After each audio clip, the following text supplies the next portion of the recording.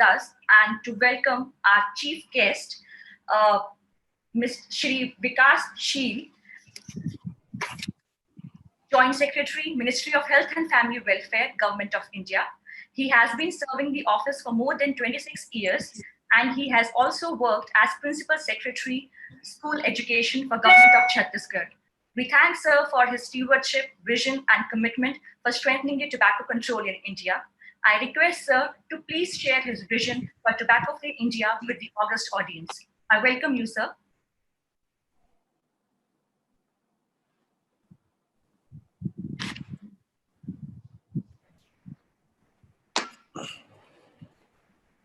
Thank you, Dr. Kritika. I hope I am audible. Yes, sir. Yeah, thank you so much. At the outset, I would like to thank the PGI MER Chandigarh for taking initiative to organize this NCTOH and giving me an opportunity to be a part of this conference. It's a matter of great privilege to be a part of this panel, and I'm really thankful for giving this opportunity to speak on this occasion. As we are all aware, and as the earlier speakers have pointed out, there are immense challenges. A lot has been done in tobacco control, but there are still immense challenges going forward, and a lot remains to be done. The way I see it, the action lies on in two buckets, so to say, and these buckets are interrelated, but we can still perhaps make a distinction. One would be the regulation side, which is largely to deal with the supply side control measures. And the other would be in terms of proactive action on demand reduction by creating awareness, by converging our efforts with other national programs and other initiatives of the government. Now, if you look at what I would like to do in the next 5-10 minutes is to lay down the issues, some of the initiatives that have been taken, and some of the initiatives that are in the pipeline, and lay down the issues so that the conference speakers in various sessions could come up with suggestions and recommendations regarding how to proceed to address those issues. In terms of regulation, recently we have seen, apart from the COTPA and the National Tobacco Control Program, which Dr. Rana Jaisingh also pointed out, and Srinath Reddy also pointed out. In the recent times, we've seen some very good action on smokeless tobacco in Bihar and Jharkhand. So one of the issues that could be deliberated is how to create advocacy for more such action in other states also. Given that 70% of our tobacco use is actually smokeless tobacco. Coming to the industry interference, we recently issued the Model Code of Conduct for the officials of the Ministry of Health and Family Welfare and all the institutions under the ministry. Now, this document has already created a bit of ripple. We have started receiving lots of representation in terms of the practical aspects and things like that. What I would suggest is that the Model Code of Conduct, people working in the ministry and working in tobacco control need to be aware about this and and also create.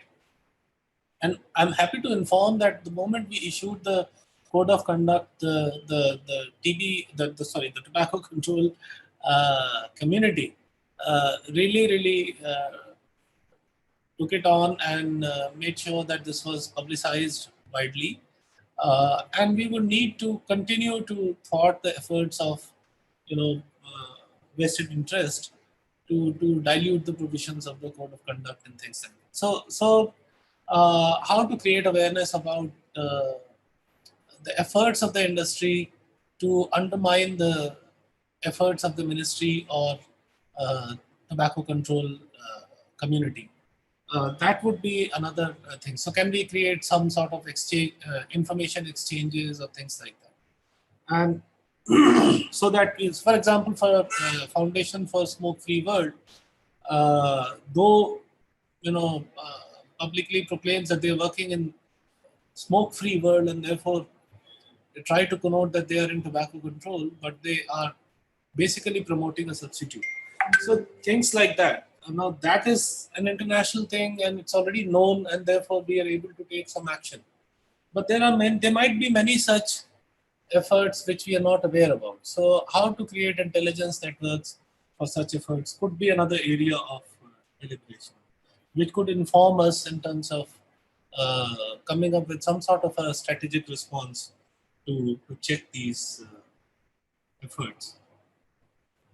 Another achievement in the recent times has been that we've been successful in nipping the problem of e-cigarettes and vaping in the bud by enacting a legislation to ban electronic cigarettes, and we've also included the heated tobacco products in that legislation. So I think um again the tobacco control community needs to be vigilant and help the ministry and the state governments to enforce the law, because though we've enacted the law, but uh, so far we have seen a few cases, and I'm not willing. I'm personally not very convinced that by passing the law, prohibition becomes a reality. I think much more vigilance is required, and therefore that could be another area in terms of can we have some information exchange, or what is it that the government can do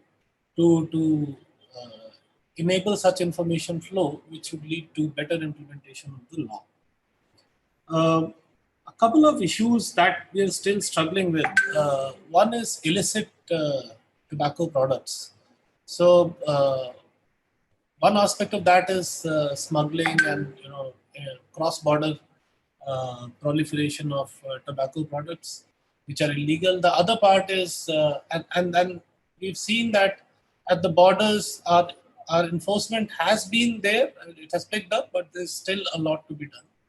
But at the retail point, uh, we would routinely find tobacco products being sold without pictorial warnings, and those products are all illicit. And then we did conduct a regulators conference last year to understand the issues involved in the implementation of pictorial warnings and COTPA, and also issued some guidance in terms of how the states can better implement COTPA. But I think this is an issue where further deliberation would help us to fine tune our response. Streaming depiction of tobacco scenes in streaming media is another challenge. We have good enforcement of the film rules and ban on advertisement. So indirect advertising does still happen, and we need to take action against that. But there's one category of media which is completely unregulated as of now. We have requested the Ministry of IT to take action in that regard. But I think a lot of advocacy effort would also be required. Another challenge is cross-border taps. We've been a part of the working group in the WHO FCTC to come up with a strategic response for countering the cross-border advertising and promotion.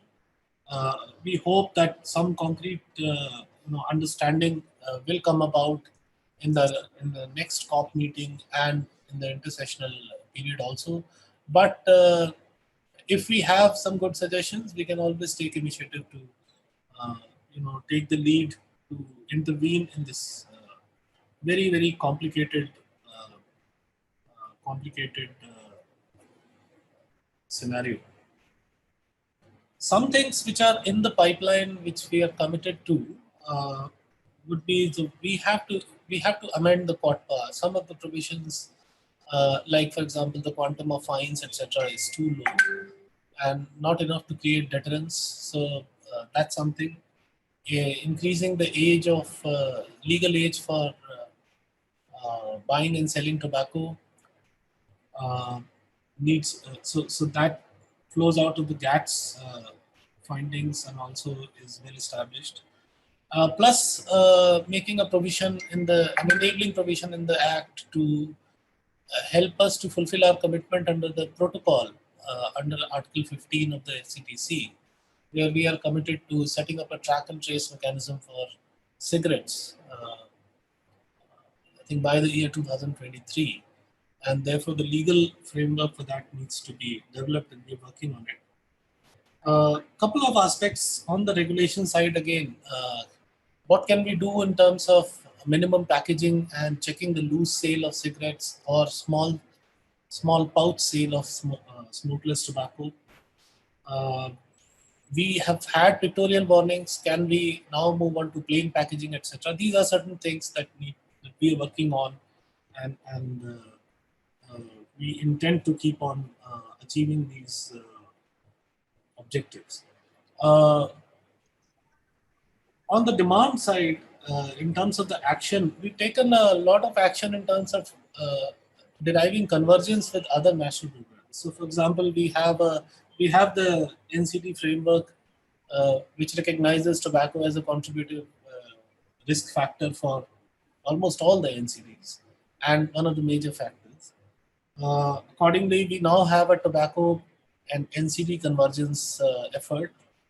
We are converging with the efforts of the National Oral Health Program. So all the dental colleges now have a tobacco cessation center in the country, and we also further working on protocols in terms of dental care, identification of problems, diagnosis, etc. The tobacco use and tobacco cessation should become perhaps an integral part of that whole process. We have already worked out a tobacco TB convergence framework, which we are implementing. The GYTS is on. We're soon going to have the GYTS reports and estimates of tobacco prevalence among the teenagers from the age 13 to 15, and that will also inform further action.